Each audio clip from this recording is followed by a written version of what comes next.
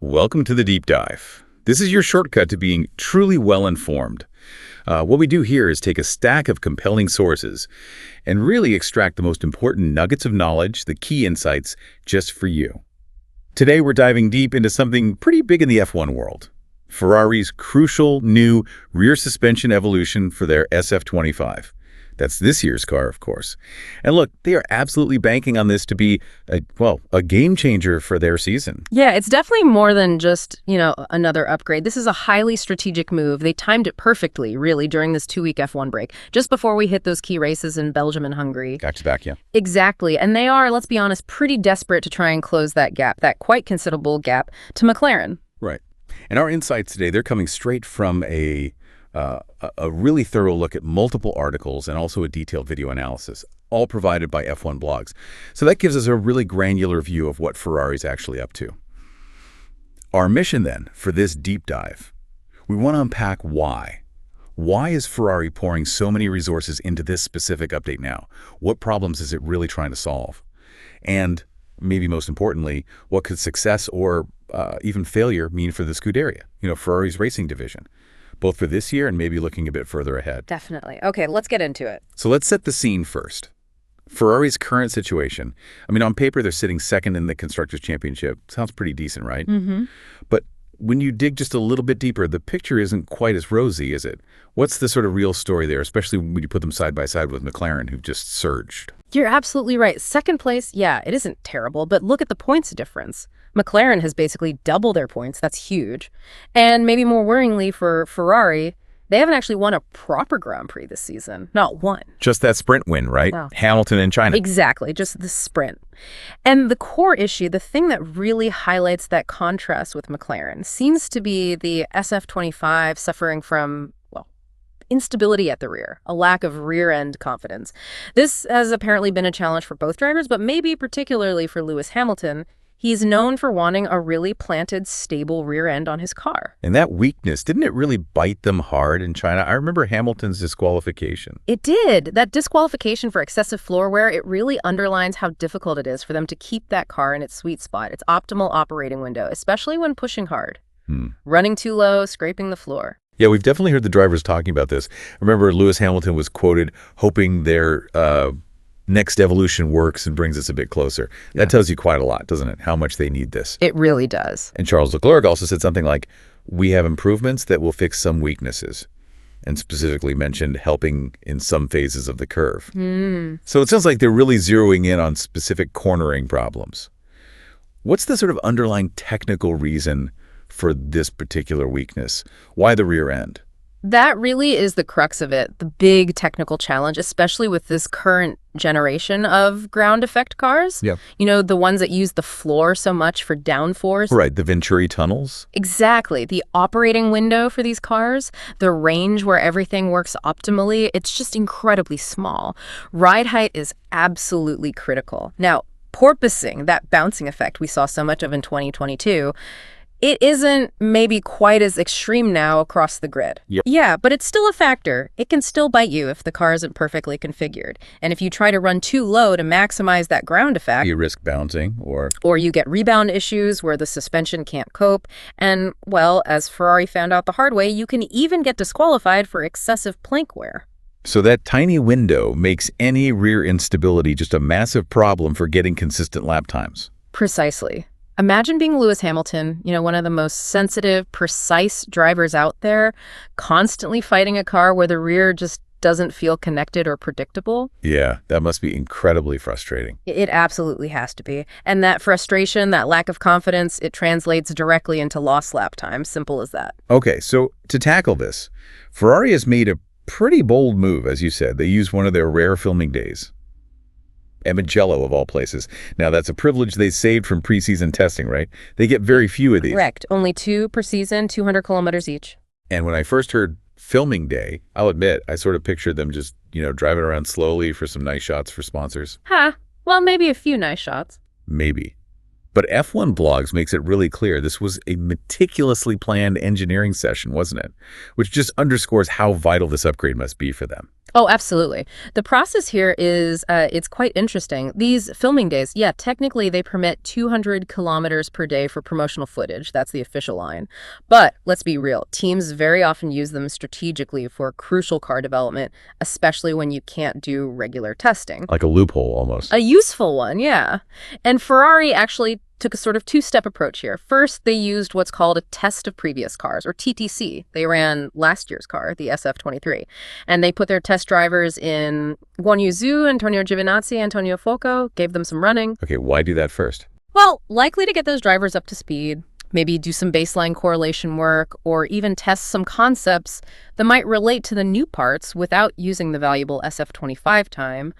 Only after that initial shakedown and maybe some data gathering did LeClerc and then Hamilton get into this year's SF25 to properly test the new suspension itself. Right. Very methodical. Very calculated. It's a smart way to gather data without burning up those precious, a few official test days they no longer have during the season. Okay, so that brings up a really interesting question. Why Mugello? It's, quite a trek from Maranello compared to Fiorano, which is literally right there next to the factory. Yeah, Fiorano's their private track. Or even Imola, where they raced not long ago. They'd have tons of recent data from there. Why go the extra distance to Mugello?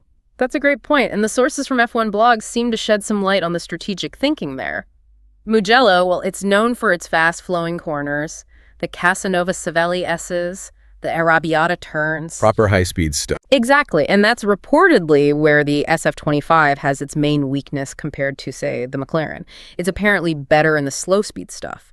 So testing in that high-speed environment gives them the crucial data right where they need to improve the most. Ah, okay. So it directly addresses the problem area. Precisely. Plus, it's probably seen as far more representative for the upcoming Belgian Grand Prix at Spa-Francorchamps, another classic high-speed circuit. Right, makes sense. Long straights, fast corners. Exactly. Running at Imola might have given them, like you said, comparison data, but Mugello offered the specific conditions they needed to really assess this suspension change in the context of their weakness and the upcoming races, especially Spa. Okay, got it. So with all that context, what are the specific goals here? What is this new suspension actually supposed to do? What's Ferrari hoping to achieve in, tangible terms? Well, the primary goals seem pretty clear. First, improve that rear stability we talked about. Give the drivers more confidence, especially on corner entry and through high-speed sections. Second, allow for a wider setup window. Make the car less sensitive, easier to dial in across different tracks and conditions without compromising its peak performance. And third, crucially, enable the car to run as low to the ground as possible, maximizing that floor performance. Without triggering that bouncing or rebound effect. Exactly, without hitting that dreaded rebound or wearing out the plank. And F1 Blogs, they provided some really insightful technical comparisons based on photos from the test.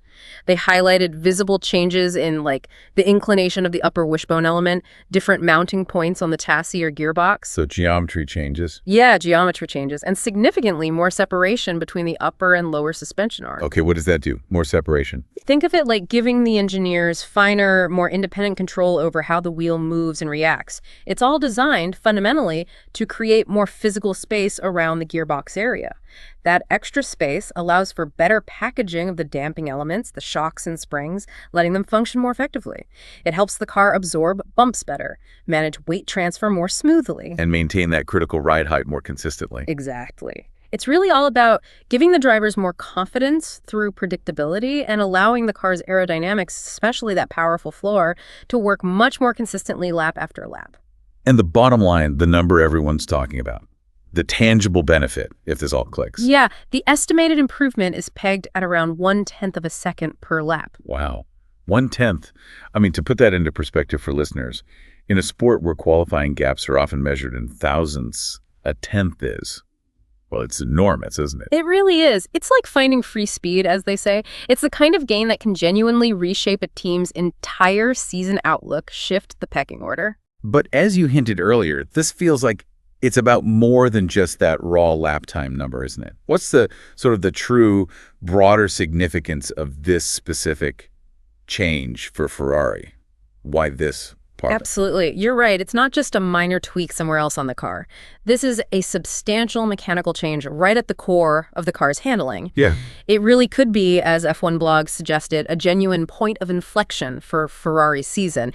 And it builds on what they've done before. Remember the new floor they introduced back in Austria? Yeah, that seemed to help a bit. Well, F1 Blogs reported that update had already started to widen that tricky operating window, boosted driver confidence a bit by making the car feel more predictable. This new suspension is intended to sort of optimize all of that further to hopefully unlock the full aerodynamic potential that maybe the floor hinted at, but the old suspension couldn't quite support consistently. Okay, but there's always a huge challenge with F1 development, isn't there? It all comes down to that crucial issue, correlation, making sure what you see in the simulations, in the wind tunnel, actually happens on the real track. The magic word. Jerome Ambrosio, who works with Ferrari now, he noted, speaking to F1 Blogs, that while that Austria update did seem to have positive correlation, that's certainly not always guaranteed, is it?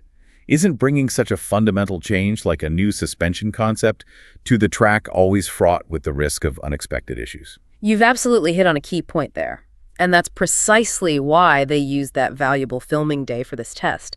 Trying to introduce such a significant core suspension change directly into the pressure cooker of a Grand Prix weekend, well, it's just far too risky, too delicate, especially at this stage of the season. You can lose a whole weekend just trying to understand it. Exactly. They couldn't afford to go in blind. They absolutely needed those 200 kilometers at Mugello to get some real-world data, to check that it actually behaved as the simulations predicted, to start understanding how to set it up, to correlate the numbers from the factory with what the stopwatches and, importantly, what the drivers were saying. Okay, yeah, that makes perfect sense as a de-risking step. So that leads to the question, why are they pushing so incredibly hard right now? We're well past the halfway point of the season. Often, teams start shifting more and more resources towards next year's car by this stage. True. Why this massive all-out effort with the 2025 car still? Is it actually realistic to think they can make a significant dent in McLaren's massive points lead at this stage? Or is there, maybe, another motivation driving this push? I think this is where you really see Ferrari's ambition, their DNA maybe. Despite the season being quite mature, yes, Ferrari clearly believes this effort is absolutely worth it. They seem determined not just to, maybe pick up a race win here or there if McLaren falters. But to properly challenge them. Well, certainly to secure that second place in the Constructors' Championship. That seems to be the minimum target now. It's a matter of immense pride for Ferrari, obviously, but also championship standing, and let's not forget the significant financial rewards that come with finishing higher up. Yeah, the prize money difference is substantial. Very substantial. So no, they are definitely not giving up on maximizing the season until the very last lap in Abu Dhabi. They want to finish as strongly as possible. And looking beyond just this season, you mentioned future implications earlier. There's potentially more to this than just fighting McLaren in 2025, right? Absolutely. And this is where it gets really interesting from a strategic viewpoint. Andy Cowell, the former Mercedes engine guru now involved elsewhere, his insights via F1 Blogs suggest the real genius here might be longer term. What Ferrari learns now about suspension dynamics, about managing ride height, controlling the platform with this new concept, especially if it proves successful. The knowledge can be carried forward. Exactly. That knowledge, particularly around suspension architecture and vehicle dynamics, can potentially be directly applied or at least significantly inform their approach to the completely new 2026 car regulations. Even though the rules are changing dramatically. New engines, different aero. Even with those major rule changes, certain fundamental principles, especially around suspension and how it interacts with aerodynamics and tires, will still be relevant. So it's potentially a strategic double game for Ferrari. Okay. So immediate performance boost for this year, hopefully. And invaluable learning and foresight for their crucial 2026 championship challenger. This knowledge could prove absolutely pivotal in getting a head start when those new rules come in. Okay, so wrapping this up then, what does this all mean for you, the listener, watching F1? It seems Ferrari has made a really calculated, quite bold move with this new rear suspension. They're clearly aiming to fix some deep-seated handling issues, trying to finally unleash the full potential they believe exists in that SF25. It really is a testament to their relentless pursuit of performance, isn't it, even this late in the season? Absolutely. And if this evolution, this gamble, proves successful on track, well, it could genuinely reshape their fight against McLaren for the rest of this year. That second-place battle could get much closer. But perhaps more importantly, as we just discussed, it could provide truly invaluable insights and data for their future car designs, making it a really high-impact decision for the Scuderia's long-term prospects, too. So the big question remains, hanging in the air until Spa, really. Given that fine line, that sometimes tricky relationship between simulation and real-world track performance, will this gamble actually pay off for Ferrari? Or will that potential 1/10 per lap remain just a tantalizing promise on a spreadsheet until we see the cars hit the track in anger in Belgium? That's what we'll all be eagerly watching for. Indeed, the proof will be in the pudding, as they say, or maybe in the Eau Rouge compression. Ah, exactly. Well, don't miss our next deep dive into the fascinating world of Formula One. And if you haven't already, please do make sure to subscribe to the deep dive right here so you get more in-depth insights like this. And of course, for all the daily updates, breaking news, and detailed technical analyses, make sure you're checking out F1 blogs. Thanks for joining us.